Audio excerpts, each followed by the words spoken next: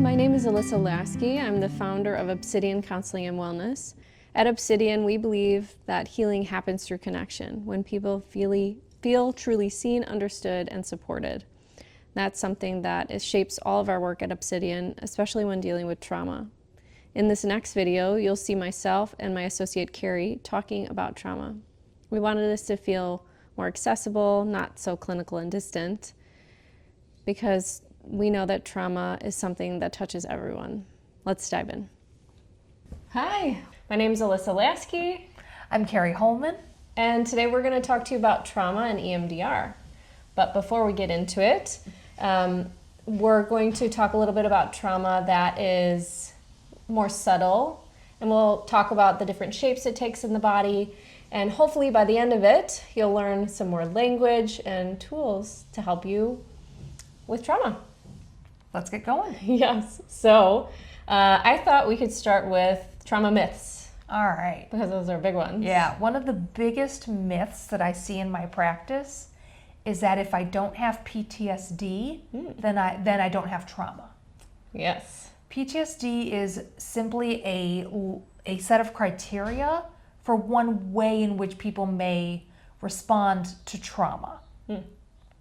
Similarly, if somebody says, well, I'm doing okay, I'm functioning. Oh, yes. So then it must not be trauma. That's also not the case. You know, just because you're able to get on with your normal life, get up, go to work, all of that stuff, it does not mean you're not affected by the trauma, even on a daily level. Well, in my practice, similarly, I have people who say, well, I have experienced this thing, which does feel traumatic to me, but in comparison to other people, it's really not that bad, right? So it must not be a trauma. But, as you and I both know, yes, it actually is. It's just a different way to view it or deal with it. Yeah, a lot of people, when they think of trauma, they think of things that in the industry we call big T trauma. Oh. Now, big does not mean bigger in severity.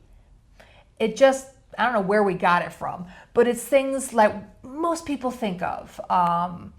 Maybe a combat vet, or being a refugee, escaping a war zone. Natural disasters. Natural disasters, Yep. Assaults. Yep, physical violence. Physical violence, things like that. Those tend to be either a single incident or a small group of incidences on the same theme. So such as a combat vet. They've perhaps seen many instances of combat in their tour of duty. Right. It's funny when I know that, I'm a counselor, but still when I think of trauma, I think of the original definition of PTSD, Yes. which is post-traumatic stress disorder. And I was listening to a talk that Bessels van der Kolk did. Oh, kind of my trauma hero. So he was part of the original formulation of PTSD. He was. Yes. And so he was talking about how, the diagnosis was created in about the 80s, and it was post-Vietnam War. Exactly. And there was vets that were coming home, and doctors and clinicians were like, what's going on here? They're all kind of showing up similarly. They were calling it shell shock at one point. True. And that's where the diagnosis of PTSD came from. And I think in just society, I don't know what your thoughts about that are, but people tend to think of that catastrophic, big traumatic experience as the definition of trauma. That is what I find a lot in my practice. And as you said, somebody may come and go, well, it wasn't this, so it can't be that bad. Right. And the thing with trauma is there's no scale of how bad. There's no 1 to 10 scale. To your body, it's traumatic, and your body doesn't differentiate, and your mind doesn't differentiate between, a car wreck and a house fire or something like that. To your brain and your body, it's all just as bad. Yeah. Similar line of thought from that talk that he was giving. He was actually saying that he felt like trauma was pigeonholed because it was those catastrophic events, and they were actually only basing it on men. Yeah. Of course. And so as they broadened the lens and they were looking at trauma, they said, there's women who have experienced sexual violence who are showing similar symptoms. And so maybe trauma isn't as specific? Thank you. Specific? That it was coming to me. It just wasn't there yet. It isn't as specific as those big things. Maybe it's more common than we once thought. And a statistic that I thought was interesting is that if we're talking about the commonality of trauma, if we think about children, 1 in 4 girls are sexually assaulted. And so you can think about the population of people who could potentially be walking around with trauma. With trauma. And it's not just people who have gone to work, to your point. And it's not just adults. Yeah. It's children. Yes, that's a good point too. Things that sometimes I will describe to my clients, the trauma may be, I'll say subtler, because it's not that big thing. It may be neglect in childhood. And, maybe it's not, physical neglect. It could be emotional neglect. And that can be traumatic for a child. Of course. Given the love that children need and the attention children need to grow happy, secure, and all of this stuff. Or a divorce could be traumatic for a child. And it could be a child who's 5, it could be a teenager who's 14. That could still be traumatic for that person. And it's not about weakness. I have people come to me and say, oh, well, it's just a divorce. I must be weak. Yeah. No. That's a good point. Yeah, trauma has nothing to do about weakness. It has everything to do with how your brain took in those events. So let's define trauma. Maybe that'd be helpful. Yeah. So I think another misconception is trauma is the external event of what happened, right? There was this natural disaster. There was a tornado that came through my house. It must have been that, right? Yeah. But actually, it's your how your body responds to what had happened. Exactly. It's your nervous system saying, whoa, this is way too much. And then there's the physiological change in the body as a result of that. Yep. And that can present as constant stress. It can even be stress that you don't really notice because it's almost there and it's this low line, kind of this quiet background noise that you don't really notice is there unless somebody helps you point it out. It's kind of like when you hear your refrigerator going and then suddenly when the refrigerator stops making noise, you suddenly notice it was making a noise. You're like, wait a minute. Something's changed. Something's changed. So I think we talked about big T trauma. We talked about what trauma is. It's how the body responds to the event, right? Yep. And, we probably should say the difference between stress and trauma. Yes. I love your example of it. It's how you say it, right? Yeah. An example that I will give to clients when they go, how did you know? How did you pick up that was a trauma? Like, well, it's in how you're saying it. There's a difference between, maybe this telling the story from when you were 9 and going, I was so scared. And then if I'm hearing that story, but the way you say it is, I was so scared. Yep. Oh, okay. It's a little bit different. I'm hearing a different tone. Now, does it mean necessarily that you need to go to therapy to resolve this one trauma? I don't know. You got separated from your parents at the carnival and you thought you were lost and abandoned. But they were they were right there. They never actually lost sight of you. Maybe you don't strictly need to do therapy for that, even if it was traumatic. Or maybe you do. Maybe your mind-body response to that now is to have this consistent fear of not knowing where people are, not knowing where your family is, or your family not knowing where you are. Maybe that's how that's presenting now. And I don't know, maybe your spouse is getting annoyed with you insisting on always following their location on your phone. It can present in so many different ways. Yeah, I was just thinking about the way that trauma lands in the body, and what you were talking about is that sense of safety that is lost. Yes, that's a big thing with trauma. Yeah. Is the sense of a loss of safety. Even if cognitively you can tell yourself, I'm safe, I'm perfectly safe, there is no danger, your body isn't entirely convinced. And there's parts of your brain that aren't entirely convinced. Yeah, it's called the cockroach brain. Isn't that a funny I way love to that. say it? I love it. It's just when there's a trauma that happens, and we'll go through it in a little bit, but there's essentially a part of the brain that turns on that says, I have to make sure to keep me safe. And so I'm constantly going to be surveying and looking around to make sure, is that a threat? I don't know. But we talked about big T trauma, and I think you already kind of talked through a little bit, but I think defining the difference between big T trauma and little T trauma. And little T trauma, yes. Those are good ones. Yeah. So little T trauma, like you were saying earlier, isn't quite as maybe catastrophic? Dramatic? Yeah. As a big T trauma. I hate to sound like I'm talking about a movie, but... But it's still just as significant, just as much of an impact on the body. And so a little T trauma is something that happens, it's usually over a long period of time. Is that a nice, I don't know, is there a better way to say that? No. Yeah. It tends to be over a longer period of time. It can maybe take a few different forms. Right. And little T trauma tends to be, I guess we could say, chronic. Yes. It's like we were talking before about maybe that child who's maybe not getting the emotional responses they need from caregivers, maybe an emotional neglect. Right. One incident of mom not immediately attending to you when you're crying isn't gonna do any harm.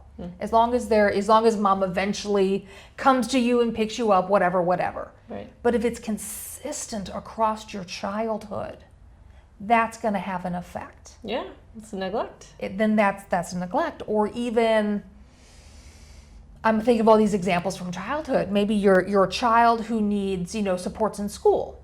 Maybe, ADHD, or maybe you have dyslexia, or just it's hard to focus in school. Whatever. What if you're not getting those supports? What if all of the adults around you are saying it's somehow your fault? Yeah. Like, oh, it's your fault you're not focusing. It's not that hard. Why can't you just do it? That can be a trauma. Sure. Loss of a pet.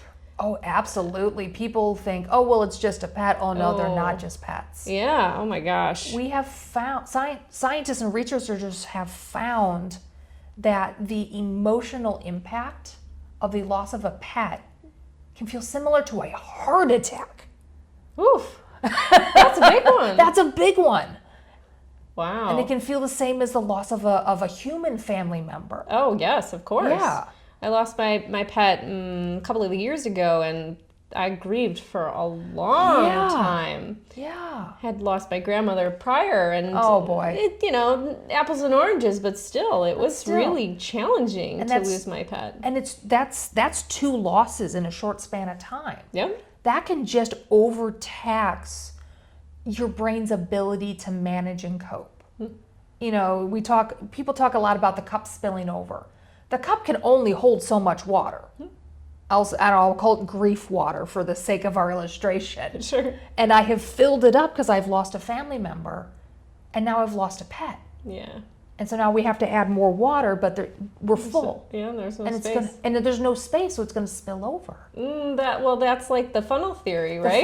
The funnel example. I like that one too. It's a way I'll explain trauma to some of my clients and say that, you pour water down a funnel, it all goes down. But if you pour too much water, it swirls up and then spills out the top.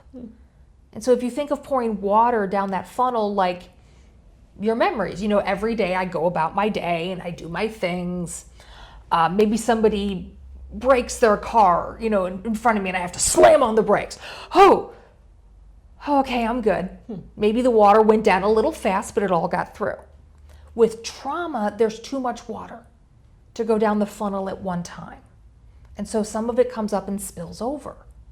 Now, if this was real water, we would just like take a sponge or something. Right, clean it up. And clean it up and we're good. Maybe wring it out through the funnel. But with trauma, that water stays there. And so to slightly shift our analogy, that's the unprocessed parts of the trauma. Those are the parts that feel hot and raw and just as intense 10 years later as it did at that moment. That's what we mean when we say unprocessed. Right. So what happens with trauma, if we're going to talk through the body-based experience, is the animal brain, right? It responds for you. And I think the part for my clients that gets them is there's really no higher cognitive thinking in that time. Nope. Right. So the brain just decides, okay, I see a threat. What am I supposed to do about it? Yeah. And it has to respond. And I know that many of us know about the fight or flight response. Yes. That's kind of learned it in high school at some point. You know, your high school psychology class or whatever. Right. And so the animal brain decides without you having to be able to make a choice in time. It just says, what can I do? Right? Yeah. Okay, I look at my threat and say, can I fight it? Can I get away from it? Right. Can I fight it? Nope, can't do that. Can I get away from it and run from it? Maybe not. I don't know. Yeah. But it goes through these scenarios as quickly as it can, and it chooses the one that is the best option to keep you safe. Yeah. I think one of the ones that gets a little sticky for some of my clients is the freeze response. Yeah, and sometimes that is the safest option. We talked about the animal brain on your animal brain based level. Yeah. I had a story from a colleague who was talking to a client who was processing some childhood, violent acts, and they had said like, my God, why didn't I fight back? Yep. Why did I freeze up? Right. And the therapist said, thank God that you didn't. You were 5. What were you gonna do against a grown man? Yeah. You couldn't fight him. Right. And if you ran from him, he was just gonna catch you. Right. Yeah. And so you did the smartest thing, which was freeze. Right. And that allowed you to survive to get to my office. And I think I don't know, societally, culturally, or whatever, maybe, we don't like the freeze. What do we see in movies, action movies? Yeah. You have the person who freezes, and then you have the hero who comes in, and we go, that's what I'm supposed to do. Right. But we're not looking at the fact that the hero has something that us everyday people don't have. It may be just as simple as the hero has training. We talk about like a firefighter. That's true. How does a firefighter run into a burning building? Every instinct is telling you, what on earth Get are out. you doing? Yeah, This right. is madness. This building is on fire. Right. But it's their training that gets them in. And we don't have training for how to deal with all of these sudden, unexpected, adverse events. It's kind of impossible to try to train for every incident you may encounter in your life. When you were saying superhero, I was thinking something that's too magical, but I like your example because, we can't always be Superman and fly away. Yeah. And so we make the choice that's best for us and freeze. What it looks like is basically your body kind of numbing out. Yeah, and saying, let's hunker down. Right. When I visualize freeze, I actually visualize like a lion and a gazelle, like the classic example. Yeah. Which is, it's strange, but that's just how I do it, where when we were talking about the fight or flight, the same thing happens. The gazelle goes, well, can I take a lion? Nope. Definitely not. Can I run away from it? Maybe. But in this scenario, it can't. And so what it does is it freezes up so that when the lion comes and takes a little bite out of its leg, it doesn't feel the whole extension of the pain. And so that's what our bodies do, is it decides to keep us from more exposure to that trauma. Exactly. And I think what you and I both see is that sticky part of it is that when we come back around and we have that full cognitive capacity to really think through it, which is that human piece, that higher intellectual piece up here. Right. That piece goes, oh, what? Well, I could have just done this, or I could have done that. Right. Like, why did I let him come near me? Why did I don't know. We can't answer that question intellectually because it's a body-based experience. And the pathways, we have, like, the hippocampus is back, it's back here somewhere. And 2/3 of the cells in your hippocampus are dedicated to scanning for danger. And when there is danger, you were talking about that animalistic part of your brain that takes over.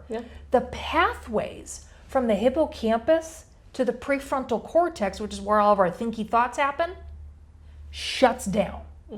So why didn't I think of? Because thinking was not happening. Right. It's just not accessible. It just was not accessible. Right. Because your brain is going, that's going to take too much time. Yeah. We need a decision now. We need to stay safe. Yeah. Right? And so I know a lot of the time at the other end of it, there's shame associated with the response. And I'll tell my clients, your brain did exactly what it is designed to do. Right. There is no shame in that. Right. And yes, that is easier said than done. Sure, of course. But also, like, I'll tell my clients, the brain is the one part of our body where we expect to somehow fight it with itself. What do you mean by that? Well, like, if I break a bone, we don't just go, here, bone, heal yourself with thinky thoughts. You know, you put you set the bone so it's straight, and then you put a cast. If I have high blood pressure, I'm not going to just think my way into low blood pressure. You know, maybe there's exercise. Sure. You know, whereas I'm moving other parts of my body to benefit the blood pressure, or there's medication to help with that. The brain is the only thing where people go, well, think your way out of your depression. I don't know if we talked about this earlier, but people say, well, if I had trauma, maybe time will just heal it, make it go away. Right. Yeah, no. And the reason for that is that spilled water. So with a trauma memory, I almost don't want to call it a memory, because it's not a memory in the way that all of our other memories are.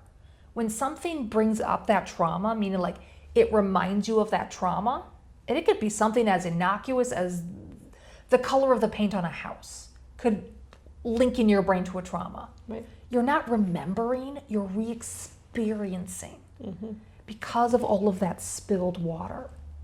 Another analogy I'll use is like papers that have been thrown out of a filing cabinet.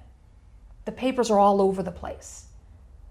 And so that's a re-experiencing of that moment, which is why when we talk about trauma triggers, why they feel so upsetting, or why suddenly I'm so on edge and I'm going, but there's nothing here, because my brain made a connection to this re-experiencing. Right. Which is why it feels so hot and why it feels so raw, and why trauma treatment takes that from a re-experiencing to a memory and can change it from I was so scared to I was so scared.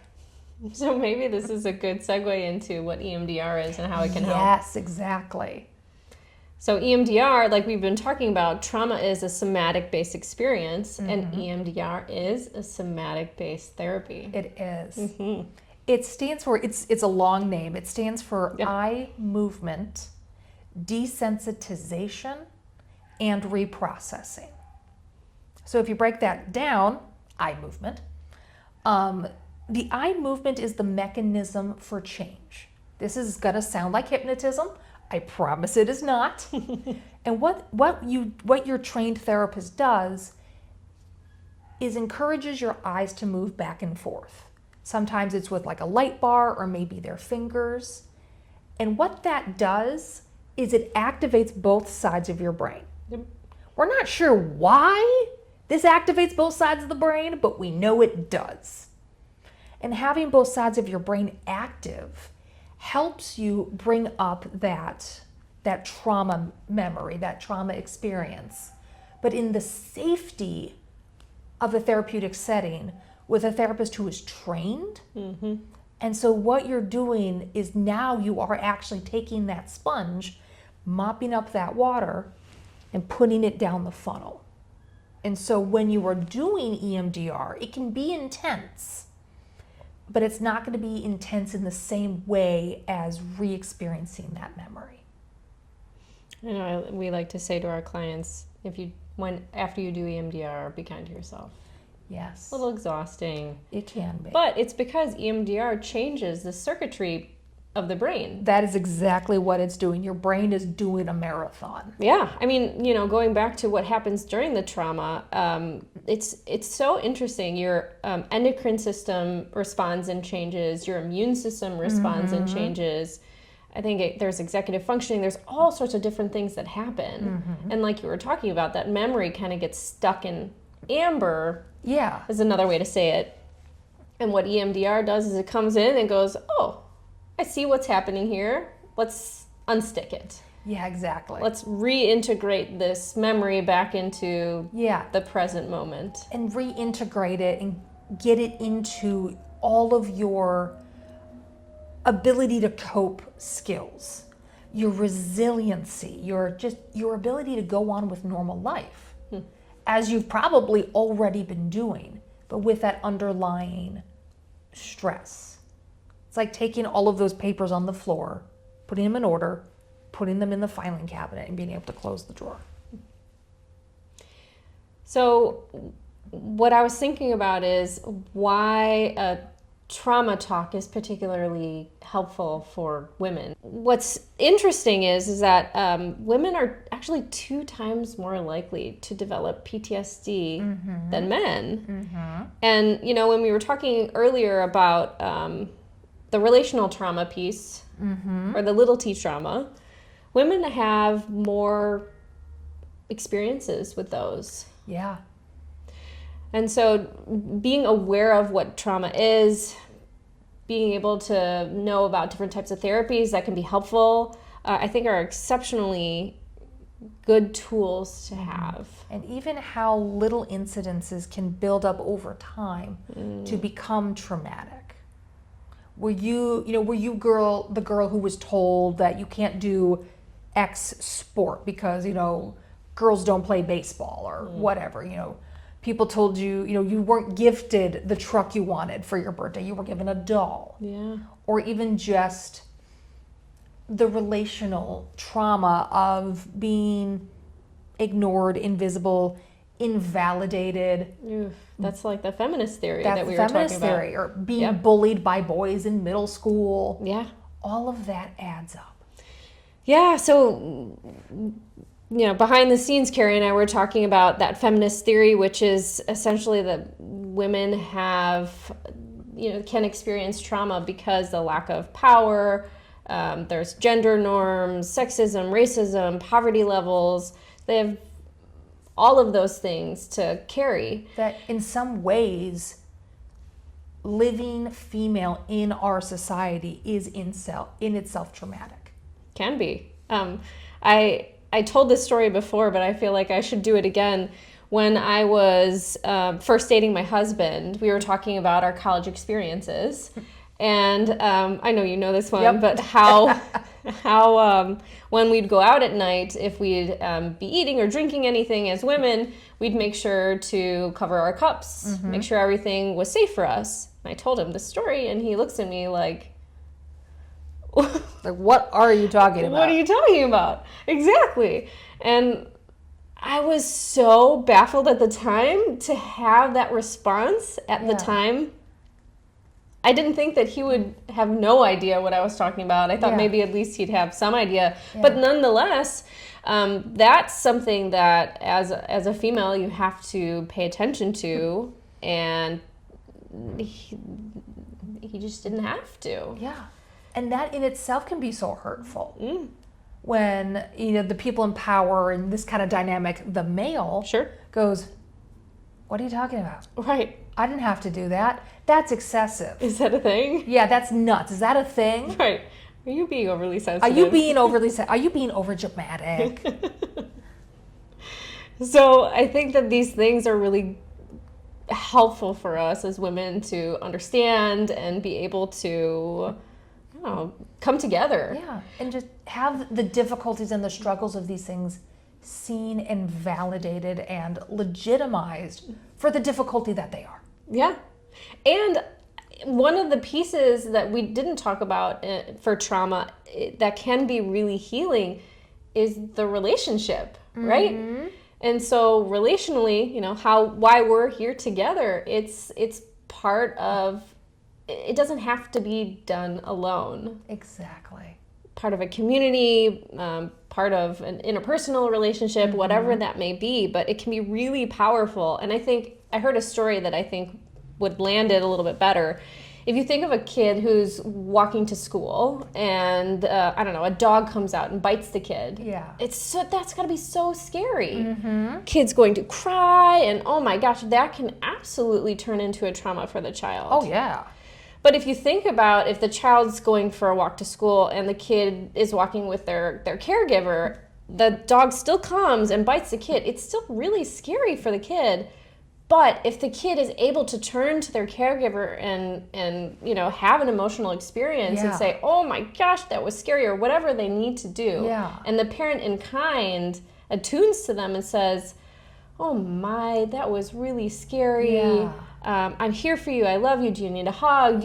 Whatever that may be. It doesn't necessarily, that's one of the mitigating factors. It might not turn into trauma at that point. That may be the I was so upset as opposed to I was so upset. That's a good point. Because gosh, that is terrifying, trying to deal with that alone.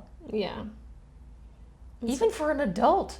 I got a dog bite as an adult. Yeah. And the next dog I saw, I had a bit of a response. Right. Even though I was like, cognitively, I'm going, for Pete's sake, Kari. But the clinical part of me went, oh, would you look at this? Right. How interesting. Definitely. Benefits of being a clinician, being able to do that. So I think to wrap it all up, trauma is, there's so much to learn and know about trauma, and this is just kind of the tip of the iceberg. Yeah, I think a good takeaway is that trauma can and does happen to everybody. Yes. Even if you look at your life and like, I've got a good life, I've lived a nice, quiet life. That doesn't mean you're free of trauma. Yep. And it doesn't mean that you've done anything wrong, or that anybody else necessarily did anything wrong. Right. Sometimes it just happens in your brain for too many reasons that we can count. Right. Just didn't process it at that moment like we would have wanted to. Yeah. I mean, there's a book called The Trauma of Everyday Life. I love that book. I know. It just sums it up really well. It sums it up that everyday life can be traumatic. Yeah. The book's by Dr. Mark Epstein, and he said most of us aren't going to get out of this without experiencing trauma. But being able to understand and know what tools to use to help us move through them so that we're not stuck in those patterns of hypervigilance or flashbacks or the people pleasing or just having all the ways in which this trauma can negatively inform the decisions I make in the future. Right. So we hope that this has been enlightening and helpful for all of you. And if you'd like to learn more about EMDR, we have an offer where we're doing an EMDR intensive. So if you'd like to learn more about that, you can check out our website, and you're welcome to reach out to us to ask any questions. And I hope that this was helpful. Hope it was helpful. Hope we can hear from some of you guys soon and give you some help. Great. Have a good one. Have a good one. Bye. Bye. Thank you for joining us today. Our hope is that through this conversation you learn that trauma isn't what happened to you, but rather it's just a part of the story or part of how the body responded in time to keep you safe. At Obsidian, We love to help be a part of your healing journey, whether that be through weekly therapy sessions or our EMDR intensive. Intensives are extended sessions to really help you go deeper in a concentrated way to make meaningful change. If there's anything that resonated with you and you'd like to learn more about EMDR intensives or start working with one of our therapists, we'd love to help you with that. So please reach out through our website, obsidiancounseling.com. And wherever you are in your journey, we're happy to have been a little part of it. Thanks so much.